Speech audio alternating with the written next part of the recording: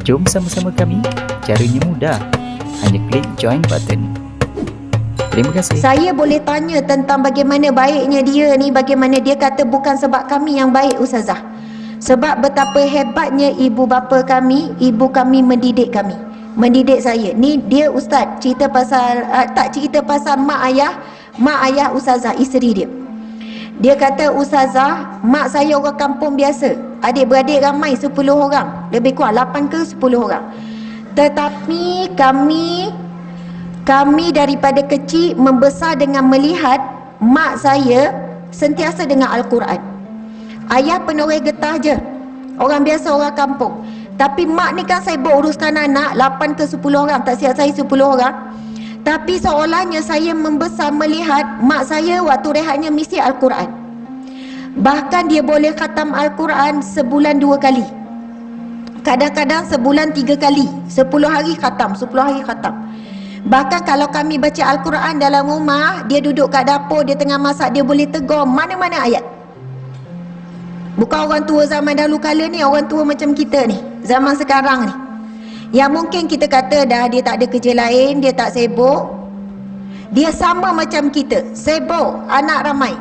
Tetapi kerana imannya kuat, dia yakin orang yang mulia apabila orang yang memuliakan Al-Quran, sebagaimana hadis Nabi SAW Nabi sebut, sesungguhnya Allah akan memuliakan seorang hamba dengan Al-Quran dan menghinakan seseorang hamba dengan Al-Quran.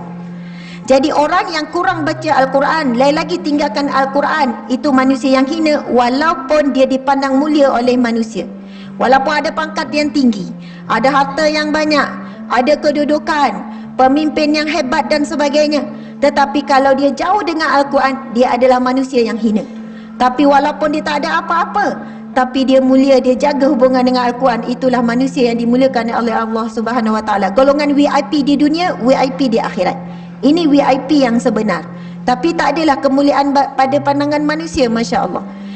Jadi saya nak cerita, dia kata ibu dia ni hebat, didik ni anak ni dengan Al-Quran apa semua. Sebab itu dia kata, jangan kata kami anak yang hebat sebab menghormati ibu bapa. Sebab itu kita ni jangan ingat anak kita pula, harap anak saya tak adalah nak balik. Kita ibu yang macam mana? Adakah kita ibu hebat sebagaimana ibu ni? Ibu yang seperti itu akhirnya Allah beri apa? Keterikatan anak. Bagaimana anak ni boleh hormat ibu ni untuk melihat wajah ibu ayah. Kemudian dia cerita lagi, Ustazah, kalau kami balik kampung, contohnya raya ataupun baliklah bila ziarah, kami tak akan keluar daripada rumah ibu bapa kami, rumah mak, melainkan mak ikut sama. Kalau 3 hari tu mak tak nak ikut, 3 hari kami tak ke mana-mana melainkan dalam rumah saja. Kecuali keperluan, nak pergi beli barang kat pasar, suami pergi. Bahkan kalau raya sekalipun, dia kata, kalau mak rasa tak nak pergi, kami tak pergi. Kami tak akan keluar melainkan mak ikut sama. Walaupun mak kata, pergilah kamu anak beranak, pergilah jalan rumah kawan-kawan tu, pergilah bawa anak pergi taman. Kadang kita kan, saya sendiri pun balik Terengganu lama-lama sekali, mak nak pergi keluar, nak pergi makan kepuk lekor, dah ajak mak tak nak, kita pun pergilah keluar anak-anak kan. Nak bawa pergi taman, mak kata gilah, mak tak larat lah. Tapi punya prinsip dia, kami tak akan keluar melainkan apabila ibu ayah akan ikut sama. Kalau mereka tak larat, kami berdiam saja di rumah. Kalau 3 hari 4 hari tak keluar. Sebab apa? Itulah waktunya kami manfaatkan nak tengok wajah ibu ayah kami, nak berbakti, nak berada bersama mereka sepenuhnya. Masya Allah. Sebab waktu lain duduk jauh, tak boleh nak berbakti. Ini hasil didikan ibu yang hebat, betul kan? Akhirnya anak pun menjadi anak yang sangat berbakti kepada orang tua. Masya Allah. Antara tanda-tanda lemah iman, iaitu yang pertama, buat ibadah tak rasa apa-apa, baca Quran tak rasa apa-apa. Kemudian yang kedua, buat maksiat tak rasa apa-apa. Tengok perempuan dedah aurat, tengok macam tu, tak rasa apa-apa. Tuan-tuan dekat sini, ustaz-ustaz kan, kalau melintas seorang perempuan seksi, rasa apa? Cik ni rasa apa? Takut? Rasa takut? Ya ke?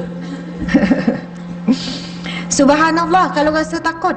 Saya nak tanya, anak-anak kita yang kecil-kecil ni kan, yang masih kanak-kanak ni, cucu-cucu kita kan, bila tengoklah pendedahan aurat ataupun orang bukan Islam pakai tingkat seluar pendek lagi kat Putrajaya kalau pergi ni kan, kadang dia orang jogging apa semua kan, anak kita bila tengok itu, budak-budak kita rasa macam okey lah, dia orang tak ada dosa.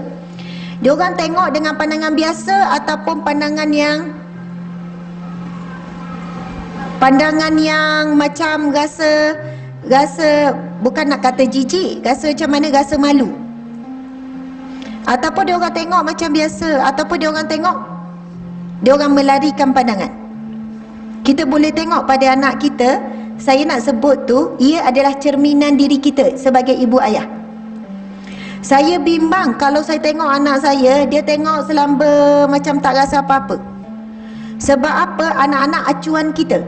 Sebab kita bimbang, takut kita bila tengok maksiat yang boleh menyebabkan mata kita melakukan dosa, kita pun tak mengalihkan pandangan.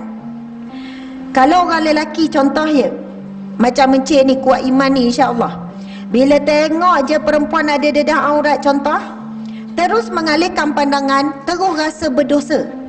Astaghfirullah, astaghfirullah, astaghfirullah. Isteri pun tanya, kenapa bang? Astaghfirullah, astaghfirullah. Orang perempuan tengok sel sebut apa? Masya Allah, bang murahnya bang, Allah Akbar murahnya. Murahnya, jualan murah kan. Subhanallah, antara ciri-ciri lemah iman bila tengok maksiat tak rasa apa-apa. Tadi saya dengar ceramah on the way datang, dia kata ada orang Arab datang ke Malaysia, kawan dia. Bila datang ke Malaysia, orang Arab tu kata, dia kata Masya Allah, tak habis-habis, astagfirullah, astagfirullah, tak habis-habis. Dia kata, saya sangat pelik dengan negara kamu ni, sangat pelik. Kenapa pelik? Kamu terkenal sebuah negara Islam, kamu terkenal antara negara umat Islam terbesar lah. Maksudnya umat Islam lah paling besar di negara ni. Tetapi maksiat berleluasa di mana-mana. Bahkan maksiat di kempen, maksiat besar-besaran iklan. Betul tak? Kalau kita tengok on the way, kita lalu highway, gambar-gambar tu, gambar perempuan ke gambar lelaki ke, iklan-iklan banyak menjerumuskan kepada maksiat. Betul tak? Iklan pelik-pelik ayat dia, gambar pelik-pelik nak jadi tarikan. Padahal nak iklan tu kadang alat-alat bertukang je, tapi yang pegang alat bertukang tu perempuan juga. Ada besar dengan baju ketat apa semua. Nak buat iklan apa pun, kereta kan, apa pun guna perempuan dan sebagainya. Dia kata Masya Allah, ini benar-benar tanda-tanda dekatnya dengan kiamat. Dan di antara hadis Nabi SAW, Nabi bersabda, sesungguhnya tidak akan ditimpakan keburukan, maksudnya tak akan berlaku lagi keburukan ataupun musibah daripada Allah, melainkan apabila maksiat secara terang-terangan dilakukan. Belum lagi buka TV ke, tengok berita, tengok iklan, semuanya Masya Allah. Soalannya memberi kempen maksiat itu biasa, melihat maksiat itu biasa. Sebab itu saya kata tadi, kita bimbang ya kalau dalam rumah kita membenarkan situasi ni, yang mana kita boleh biar je anak kita yang kecil ni tengok cerita yang mendedahkan aurat, tengok adegan peluk-peluk di kalangan lelaki dan perempuan, itu biasa.